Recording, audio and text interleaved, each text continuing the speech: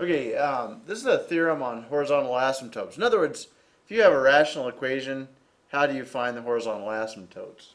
This thing looks kind of nasty down below. It's some of that witchcraft of mathematics. If you're not keen to that, and it's going to be tricky. But hopefully I can decode it for you. So let's say we had a rational function. We'll let f at x here be a polynomial on top and a polynomial on the bottom. So it could be anything. It could be f at x could be 2x squared plus 3x plus 1 over 3x plus 2 or something like that. So in this case, the important thing to key on is here, this first term in each case. So a sub n would be 2. B sub m would be 3. Those are important to know. And then n and m, n would be 2 here, and m, the letter m, would be a 1. So out of all that jazz, that's really all you need to determine the horizontal asymptotes.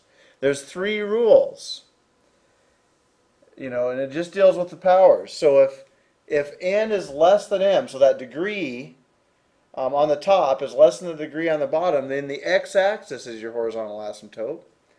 If n equals m, then the line given by the numbers out front, so a sub n and b sub m divided by b sub m is your horizontal asymptote. And the last one's my favorite. If n is greater than m, then there are no horizontal asymptotes. In other words, if the power on top is smaller than the power on the bottom, there's no horizontal asymptotes. So let's do some examples so that this kind of makes sense, because it's tough to make sense out of all of that. So I'm going to pause for just a second. So here's 3 examples, and we'll see if we can determine the horizontal asymptotes. We'll start with f at x. So we'll flash back and forth between the two. So the power at x here is a 1 if there's no power given. So n would equal 1, and then m would equal 2. That's this 2 right here. I'll retrace it. So in our case, let's go back and take a look at what we have. So n is 1, m is 2, so n is less than m. So the x-axis is the horizontal asymptote. So the x-axis is defined by the equation y equals 0. And so that's what we should have. Well, let's take a look at that. Let me write that. So horizontal asymptotes at y equals 0, the x-axis in this case. So let's take a look at the graph. I'll pull it up. And sure enough, there it is. And let's take a look. I'll move things around. We could put in x equals, or y equals 0 and color it, but why bother? We can see it right here.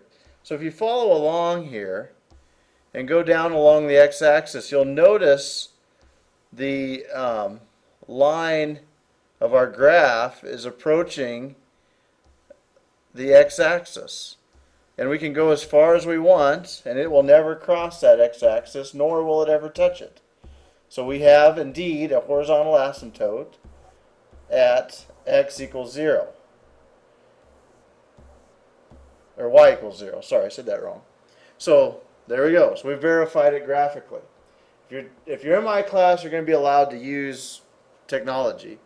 All you have to do is make sure that when you sketch these graphs, you sketch them somewhat accurately with all the intercepts shown, and you show me those asymptotes and label them correctly.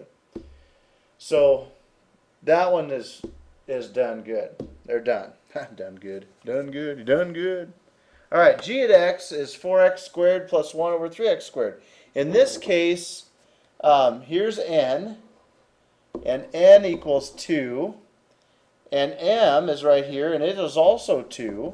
So here they're the same. So let's see what it has to say about that.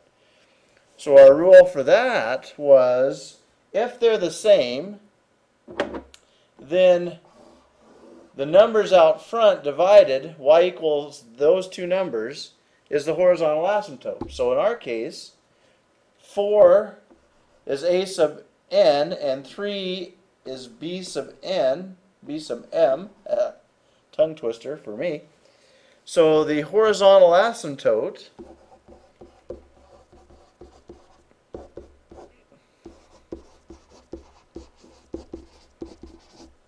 would be y equals 4/3, or 1 1/3. So let's verify that. So we go into our GeoGebra. I've already got it kind of ready. Let me get rid of that thing. Ooh, I wished I just saved that. Oh well. And hate when that happens.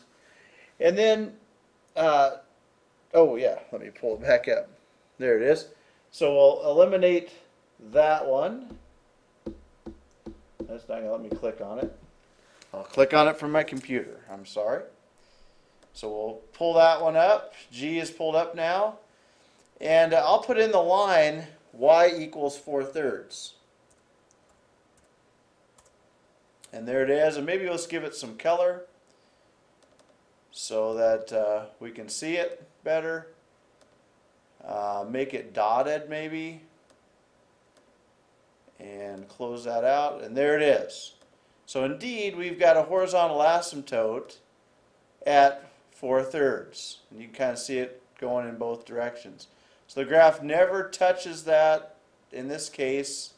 Some cases it does cross it, but in this case it doesn't, it just approaches it. So there's your asymptote.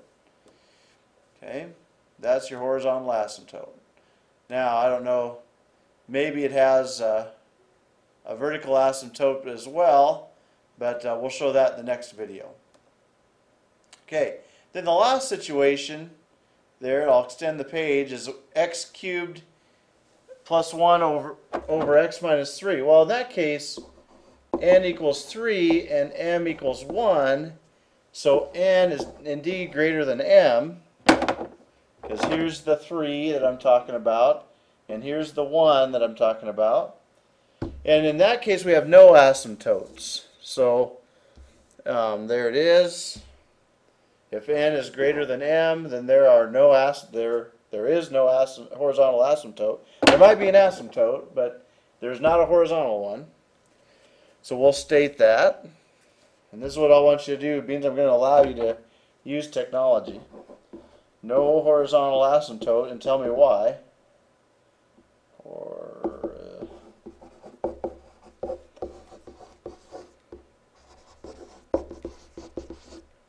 Because n is greater than m. In our case, the power of the top is greater than the power of the bottom. And let's look at that graph. So the graph of that is going to be h at x. Let me eliminate some of that there, and let me pull up h so we can look at that graph. Nope, let me eliminate that last one.